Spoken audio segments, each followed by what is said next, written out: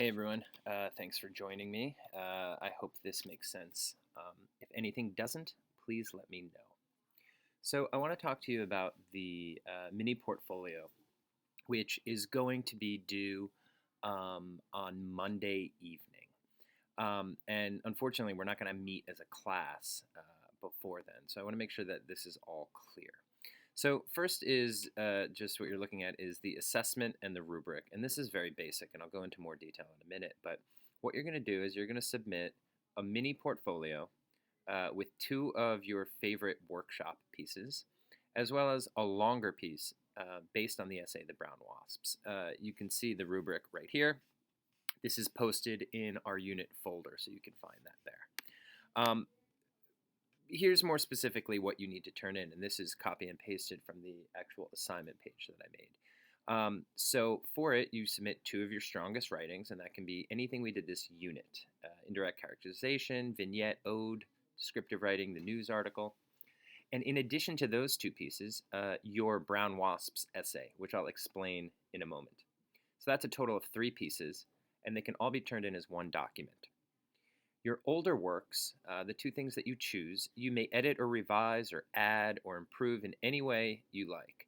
And you can do that obviously before you submit them. And so feel free to submit better versions of the things that you wrote in the past. Now, what's the Brown Wasps assignment? I know that's the question you've all been wondering. So here it is. In Lauren Isley's Brown Wasps, the writer uses some analogies to get at a larger truth about the power of memories. I'm going to show you and talk about what an analogy is in a moment. So hopefully this will make a little more sense.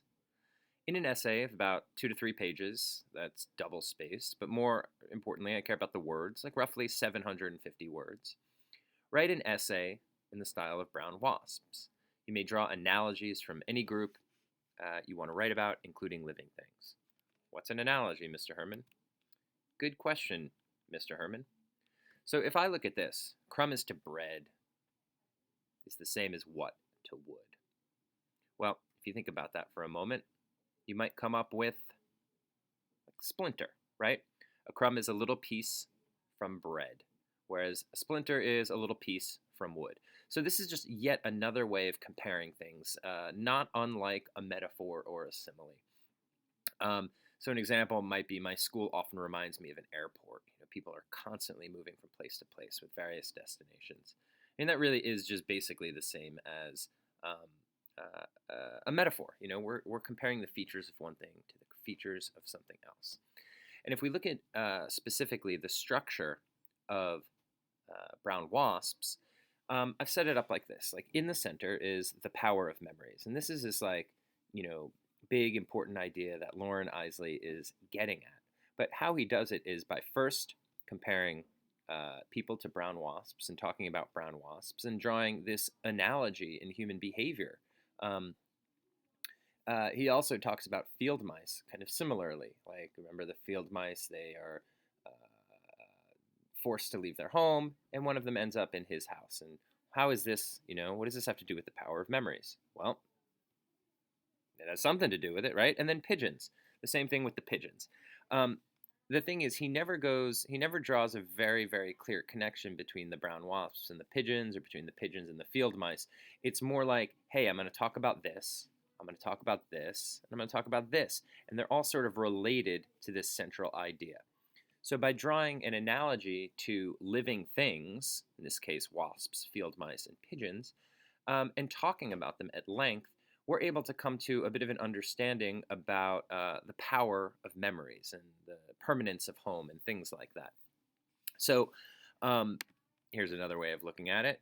He talks about an analogy, and then he makes like a transition. He goes from saying, yeah, okay, there are these people and they're wasps, old people in the train station, and the wasps also return to their, uninhabited hive.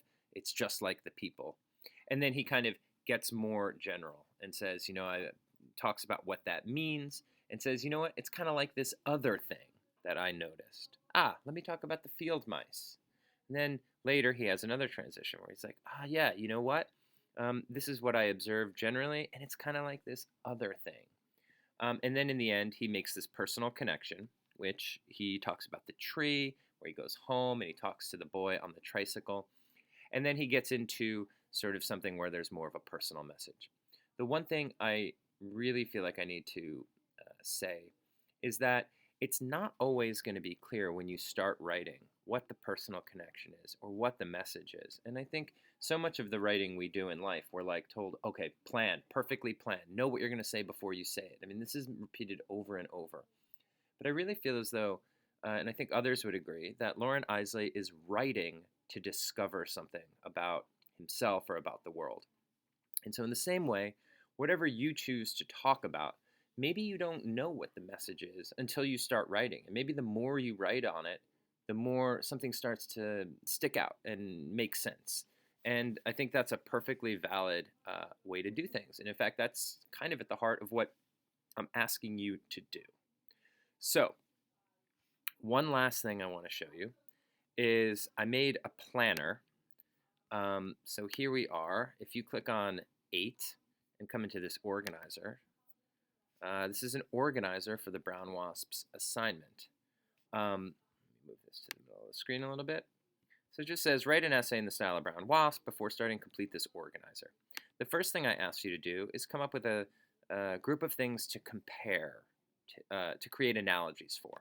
So Lauren Isley used living things, talked about animals and insects, but you could use, whatever you want. You could use food, you could use language, you could use public transportation, you could use video gaming, all sorts of different things to kind of get at some truth about the world.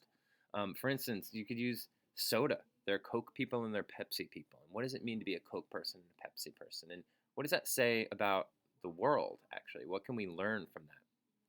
Additionally, feel free to just rip off Isley. He talks about animals and insects. Man, there's some people who are just crazy about cats. What can cats' behavior tell us about our own behaviors? After you sort of figure that out, you can kind of sketch out your ideas for an analogy and then a way to talk more generally and transition into another analogy and then a transition. And what kind of personal connection or message might you find? Unlike Isley, who talks about makes three different analogies, you only really need to have 2. If you want a third one, that's great, that's fine. Additionally, if you're unsure about your personal connection or even your message, I don't think that's the end of the world. And again, I think that's sort of one of the really amazing things about writing in this style is that you might figure things out as you write. And that's certainly like a really valuable and valid and incredible experience. So feel free to tackle the assignment that way too. So that's the assignment. Going back, just, maybe this will make more sense. So what you need to turn in are the 2 revised pieces from earlier in this unit, as well as your first draft of this Brown Wasps style essay that is roughly 2 to 3 pages if you double space, but also 750 to 1,000 words. In that range is what I expect. So that's it. I'm sorry that we didn't have the class time to go over this, but please let me know if you have any questions and look out for the assignment that will be on Schoology. All right, have a great weekend and talk to you soon.